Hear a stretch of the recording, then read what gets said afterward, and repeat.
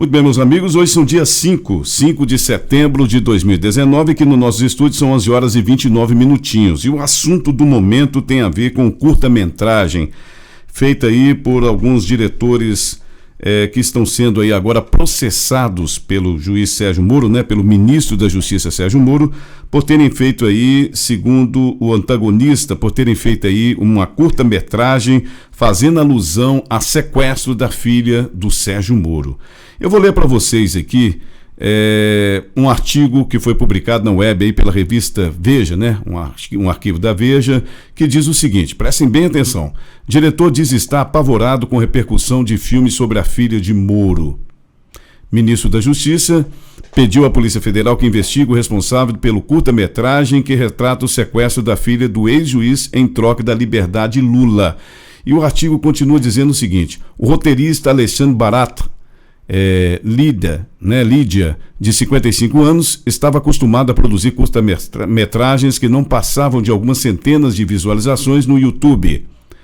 O cenário mudou quando ele decidiu se aventurar no campo político. O último filme de Lídia, intitulado Operação Lula Livre, o tornou alvo de um inquérito que a Polícia Federal abriu a pedido do ministro da Justiça Sérgio Moro para investigar se o roteirista praticou ameaça de apologia ao crime.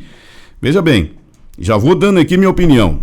Esse roteirista e cineasta aí é um bandido. Essa é minha opinião. Isso é um bandido a serviço da esquerda e ele está apavorado porque ele sabe que a casa caiu para ele. Veja bem o restante da história. Lídia conta que o filme de 15 minutos estava 2 semanas no YouTube antes de viralizar em redes sociais na quarta-feira. Agora, ontem, dia 4, e atingir quase 100 mil visualizações. O curta-metragem conta a história de um casal de guerrilheiros que sequestra a filha do ministro Sérgio Moro para atingir a liberdade do ex-presidente Luiz Jararaca da Silva, ou seja, o bandido mor que está lá em Curitiba, né?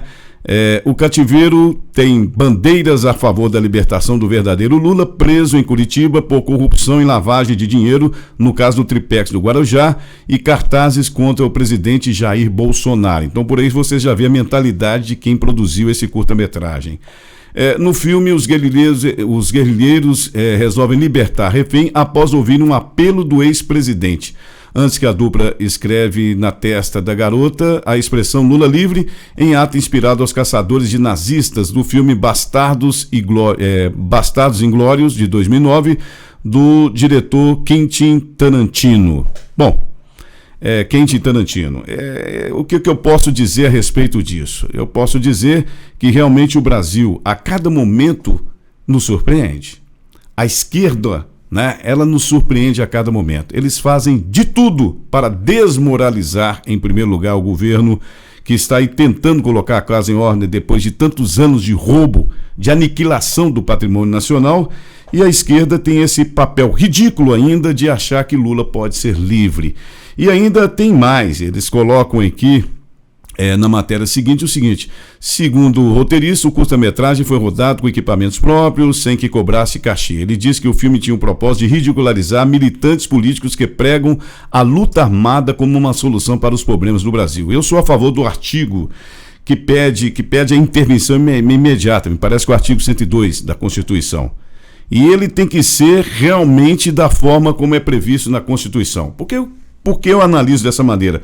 Nós temos aí uma Corte Suprema, 11 ministros, dos quais a maioria são bandidos, declaradamente bandidos por terem e por estarem, né, fazendo com que bandidos sejam soltos a cada momento. O primeiro deles é o senhor Gilmar Mendes. É indispensável, toda a imprensa fala a mesma coisa, os principais analistas analisam da mesma forma, e eles tentam nos intimidar. A nós, não que eu diga que eu seja um jornalista de direita, eu sou um jornalista brasileiro, mas no momento é a direita que está no poder, graças a Deus, e é eles que estão tentando fazer com que a casa esteja arrumada depois de toda a bagunça. Mas a Suprema Corte continua praticando esses atos que eu considero constitucionalmente ilegais.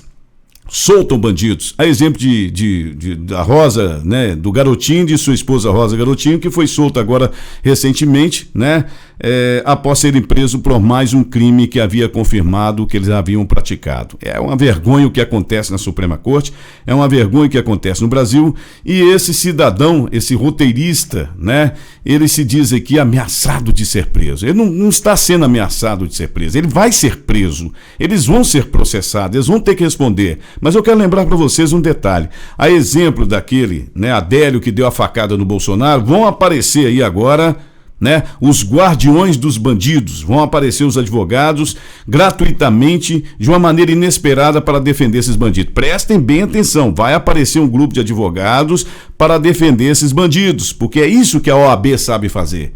É isso que a Ordem dos Advogados do Brasil, lá de Brasília, aqueles que comandam o todo, sabem fazer. É óbvio que eu não estou generalizando os advogados no Brasil. A maioria são contra a mesma direção que está lá comandando a ordem a nível nacional. Mas é óbvio também que isso está acontecendo porque a esquerda teve tempo de aparelhar todos os órgãos públicos, todas as estatais, enfim, a sujeira está para todo lado. O interessante aqui, e vocês podem ver no artigo, né, da Veja, aí na web, é só vocês clicarem com o título que vocês vão encontrar, ele diz o seguinte, olha a colocação dele: é um absurdo quererem forçar a barra dizendo que o filme é uma apologia à violência. O programa humorístico Zorra Total, aí cita da TV Globo, faz paródia com político e ninguém se estranha. Né? Ele está dizendo aqui que o juiz Sérgio Moro quer proibir as pessoas de fazerem filmes, declarou, né, o Lídia, que na última eleição votou em Fernando Haddad no PT nos 2 turnos. Né? Ele diz que não é político. Olha só, presta atenção. Ele afirmou que não tomou nenhuma medida quanto ao inquérito porque não foi notificado oficialmente. O Moro é um sujeito fascista, colocação dele. Ele só não é ditador porque não tem poder. Claro que ele tem poder. E você vai descobrir isso, viu? Você vai descobrir isso. A mesma coisa se aplica a Bolsonaro. Bolsonaro não tem poder também não? Imbecil. E também que estou alarmado, estupefato e estarrecido. Não sou do PT. Ah, não é do PT não, né? Nunca fui filiado a partidos políticos e nem quero ser. Estou aguardando chegar alguma coisa até mim. Olha a colocação dele, está aguardando chegar alguma coisa até ele. Está aguardando que realmente a direção nacional dos Petralhadas e Companhia Limitada possam tomar uma providência, não só de enviar até ele os advogados, como também algum dinheiro pelo grande filmagem que ele fez, que segundo ele já tirou do ar porque estava causando estarrecimento nas pessoas. Ora, meu amigo, você praticou um crime. O crime é apologia ao crime. Você colocou lá uma figura que seria aí a filha do juiz Sérgio Moro, sequestrada, ameaçado com facão, como podem ver aí nas imagens que eu coloquei no fundo, ameaçado com facão, e cujo objetivo seria Lula livre. E ele colocou aqui que Lula não praticou crime nenhum. Né, que o que acontece com Lula é que Lula é uma pessoa extraordinária e patati patatá, quer dizer, é um cidadão completamente demente, tal como Adélio, só que esse aí não deu facada no Bolsonaro, esse está dando uma facada na democracia brasileira, dando uma facada na livre imprensa que deveria pregar coisas para poder enriquecer o vocabulário do brasileiro, enriquecer a mente do brasileiro, mas ele faz essa apologia ao crime. Você vai ser processado sim, você tem que ser processado, você tem que ir para cadeia, você e os atores que participaram dessa façanha ridícula, para que a esquerda, que tem esse tipo de atitude no Brasil, possa entender que o atual governo é de direita. Nós temos que aguardar uma próxima eleição. Se vocês tiverem mérito na próxima eleição, vocês vão ser eleitos, mas isso não aconteceu, tá? E nem vai acontecer, porque o Brasil acordou. O Brasil é maior do que vocês imaginam.